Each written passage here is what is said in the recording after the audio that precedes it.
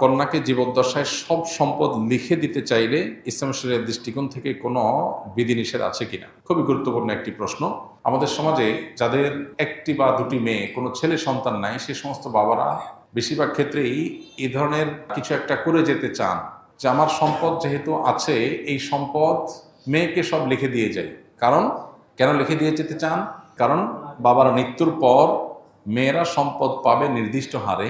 অবশিষ্ট সম্পদ দেখা যায় যিনি মারা গেছেন, তার ভাই বোন, তার ভাতিজা, যাদেরকে ফারায়েজের ভাষায় আসাবা বলা হয়, অর্থাৎ কোরআন এবং হাদিসে যাদের জন্য নির্দিষ্ট হিস্সা ঠিক করা আছে, এদের ছাড়া যারা আছে তাদেরকে আসাবা বলা হয়। এই আসাবারা পেয়ে যাবে। আত্মীয়র একটা বিশেষ ক্যাটাগরিকে আসাবা বলা হয়। কোনো মানুষের মৃত্যুর পর এটা শুধুমাত্র যারা কন্যার বাবা তাদের জন্য না, সবার জন্য প্রযোজ্য।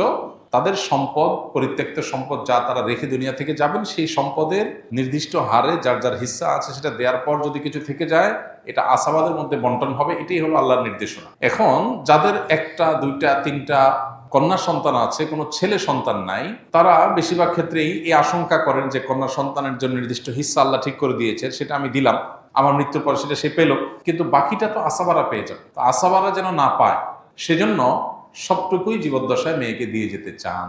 এটা জায়েজ আছে কিনা, এই সম্পর্কে প্রথম কথা হলো, আল্লাহ রাব্বুল আলামিন কোরআনে হাকিমে সম্পদ বন্টনের যে হার ঠিক করে দিয়েছেন, এটাকে আল্লাহ তাআলা আল্লাহর ভাষায় বলেছেন হুদুদুল্লাহ। আল্লাহ পরিষ্কারভাবে বলেছেন যে তিলকা হুদুদুল্লাহ। এই যে বন্টন নামা দেয়া হলো, এই এতটুকু পাবে, অতটুকু পাবে, এটা কার সীমানা? আল্লাহর সীমানা। আল্লাহর সীমানা লঙ্ঘন করা এটা জঘন্য এবং ভয়াবহতম অপরাধ।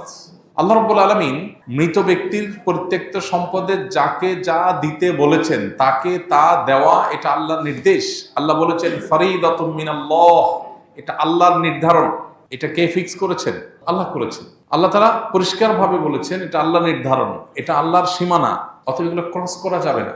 মুশকিল হলো আমরা বেশিরভাগ মানুষ, আমরা আমাদের আপন বলতে বুঝি নিজের স্ত্রী, ছেলে মেয়েকে। খুব বেশি হলে বাপ মাকে আমরা হয়তো কাউন্ট করি। বেশিরভাগ মানুষই আমাদের গণ্ডিটা সীমাবদ্ধ হলো স্ত্রী এবং ছেলে মেয়ের মধ্যে। পরিবার বলতে এটুকু বুঝি।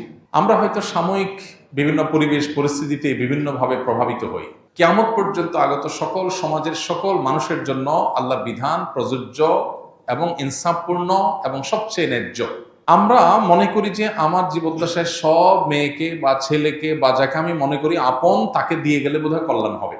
বহু বাবা আছেন সকল সম্পদ বিশেষ ছেলের নাম, বিশেষ মেয়ের নামে লিখে দিয়েছেন, কিন্তু জীবদ্দশাতে দেখে গেছে যে ওই ছেলে মেয়ের হাতে বেজ্জত হয়েছে। কারণ সম্পদ পাওয়ার পর তারা চোখ উল্টায় ফেলছে। কেন আল্লাহ তাআলা নির্ধারণ করে দিয়েছেন? কেন আল্লাহ তাআলা জীবন